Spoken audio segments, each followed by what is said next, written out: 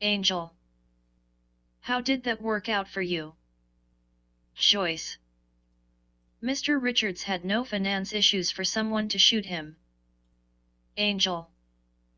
We might have a possible suspect, but I won't know for sure until I do some more digging. Thomas. I think Sheila is done with her examination. Angel leans into a forensics officer. Angel. We're going to require a complete print procedure, and we also need someone to go to this gun club to seize a few handguns belonging to these members. Joyce. I'm just waiting for Tracy to get me the staff files. Mark leans into Thomas and begins to whisper to him. Mark. What do we tell the ladies when they see the fucking hearse parked outside? Thomas. I'm still thinking on what to tell them. Mark. Angel is going to lose her shit when she sees the hearse. Thomas. Maybe we should try to leave before them. Mark. Well, let's try to bail out now while they're at the end of the hallway. Thomas and Mark quickly proceed to walk towards the exit without Angel and Joyce seeing them. Rouge Funeral Home. Thomas and Mark carefully push the metal casket out of the service elevator when Mercedes enters the room. Mercedes. What's up with the fucking casket, boys? Thomas. We were just going to take it downstairs for James to pick up. Mercedes. Nice try, boys, because if you were taking it downstairs you would be pushing it into the elevator and not pushing it out of the elevator. Thomas smiles at Mark. Thomas. We might as well tell her chum. Mercedes decides to sit down on a stool as she glances at Thomas and Mark with a smile. Mercedes. Now this should be fucking interesting. Thomas. You have to promise to not tell the ladies about this casket. Mercedes. My lips are sealed shut. Thomas. We found this casket in public storage where our vehicles are being kept. Mercedes. And you decided to bring it back here because? Thomas. Well, it turns out that this casket contains a female body in it. Mark. Our good friend Dr. Sheila Bellows will be stopping by later on. Mercedes. Dr. Sheila Bellows as in Regional Coroner Dr. Sheila Bellows? Mark. That would be her. Mercedes. I'm a little confused here, boys.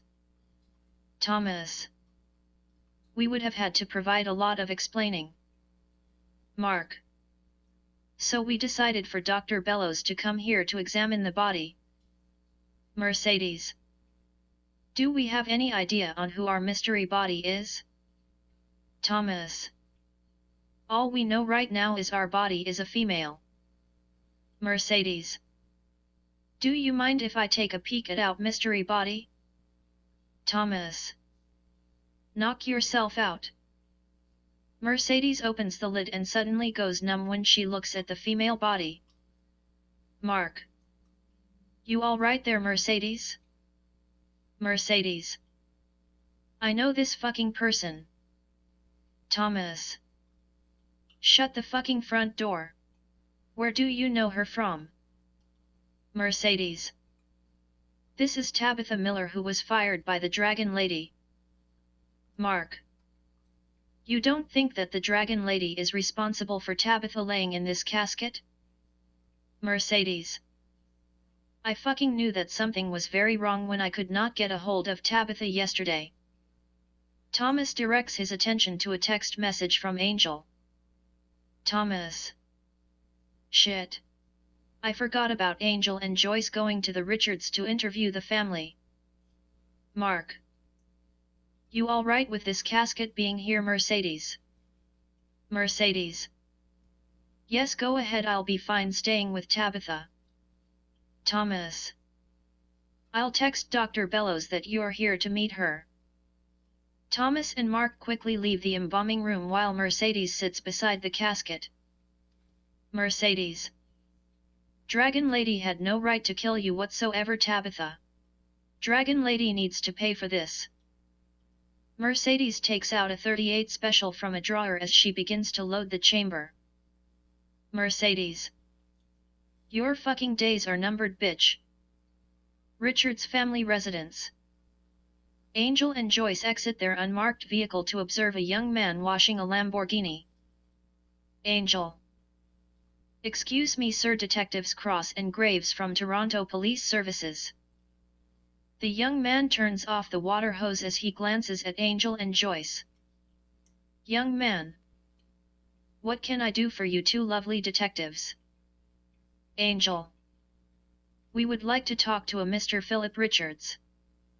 Philip. That would be me, detective. Angel. We're here to inform you that your father, Mr. Rick Richards, has had a really bad accident. Philip. Wait. Did you say that you're from the Toronto Police Services? Joyce. Yes, we are, but we're here on an important matter regarding your father. Philip. Don't tell me that he lost his shit on somebody. Angel. Let's say that someone lost their shit on your dad. Philip. So is he in the hospital? Angel. I don't know how to tell you this any easier, Mr. Richards. Your dad has been shot dead in his office. Philip's body begins to go numb as he leans against his car. Philip. You're not fucking serious. Angel. Unfortunately, Mr. Richards, we are very serious.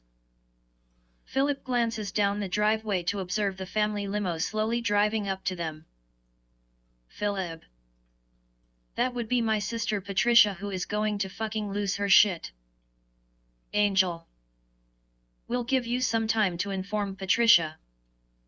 Philip slowly approaches the limo while Patricia exits the back seat. Patricia. Hello, bro. Why the sad look on your face? And why is there two females in our driveway? Philip. Those two ladies are detectives from the Toronto Police. I have some very bad news to tell you. Patricia. So what's the bad news, bro? Philip. Someone shot Dad in his office today. Patricia suddenly drops her shopping bags to the ground as Philip grabs her from falling. Angel. I think you should take her into the house, Mr. Richards. Angel and Joyce glance down the driveway to observe Thomas and Mark arriving. Joyce. It's about fucking time they got here. Angel and Joyce approach Thomas and Mark.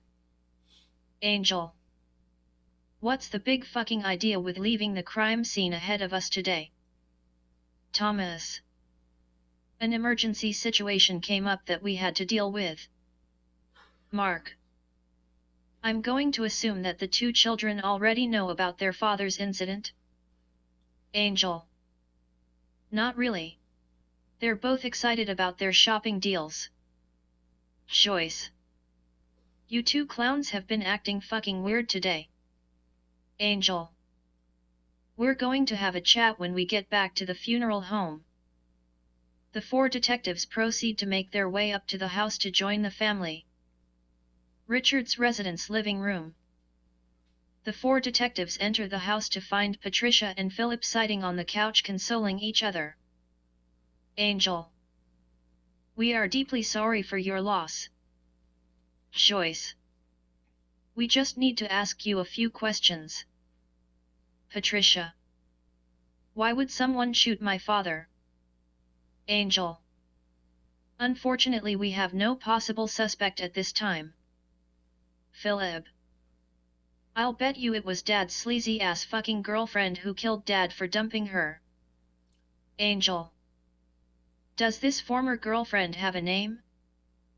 Patricia. Her name is Veronica Violet, who's a little fucking slut. Angel. Would you know how we could get a hold of this Veronica Violet? Philip. You would have to ask our family limo driver Albert. Thomas. How about Mark and I go outside and find Albert? Angel. Go ahead, we got this. Thomas and Mark leave the house. Family limo. Thomas and Mark make themselves comfortable in the back seat across from Albert Blake. Thomas. Detectives Hearst and Graves. Albert. Albert Blake, the family limo driver at your service. Thomas. I must say, Albert, that this is a pretty nice limo. Albert. Boss man just bought it a few weeks ago. Care for a cigar and a drink, detectives? Thomas. We're on duty for the drink, but I'll have a cigar. Mark. Since when do you smoke cigars? Thomas. I sneak one in now and then, but don't let Angel know. Albert. What flavor would you like? I have chocolate, blueberry, and strawberry. Thomas. Let's do a chocolate flavor. Mark. I'll have a Diet Coke, Albert, if you carry it. Albert. This bar is stocked with anything that you desire. Thomas. So Albert, how long have you been the family limo driver? Albert. Going on 20 years now. Thomas. Were you and Mr. Richards close? Albert. Yes, detective, we were very close, like father and son. Mark. Were you shocked to hear that Mr. Richards was shot? Albert. To tell you the truth, detective, I had a bad feeling that something was going to happen to him sooner or later. Thomas. You can elaborate a bit more. Albert. Mr. Richards has had a lot of bad luck this year with the passing of Mrs. Richards, then meeting the asshole fucking bimbo. Thomas. Bimbo as in Ms. Veronica Violet? Albert. I have no fucking idea what he saw in that crazy bitch. Thomas. Was Ms. Violet ever in this limo? Albert. I used to drive the crazy bitch home after their dates. Thomas.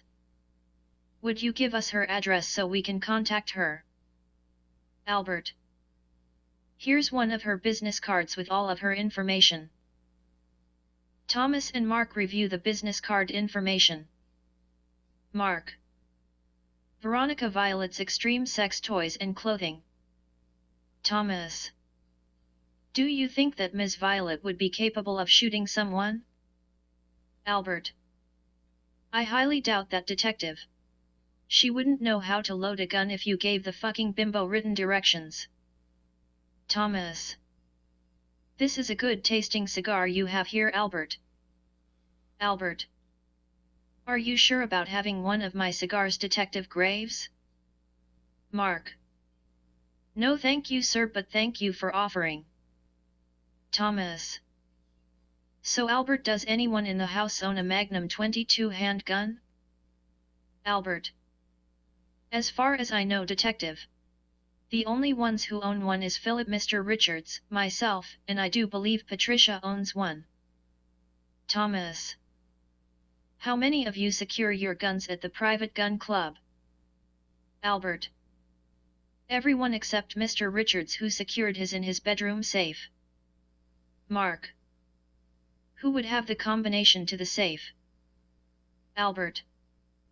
As far I know, Mr. Richards was the only one who had the combination to his safe.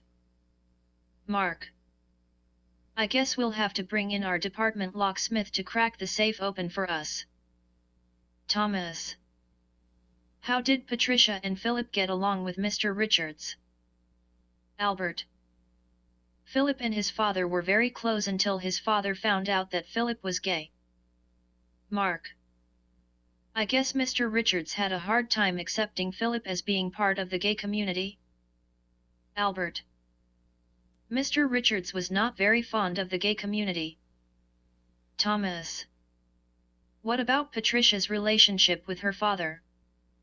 Albert. They became very close after Mrs. Richards had passed away. Thomas. Did Patricia and Philip get along with Veronica? Albert. They both would have killed the bitch if it was not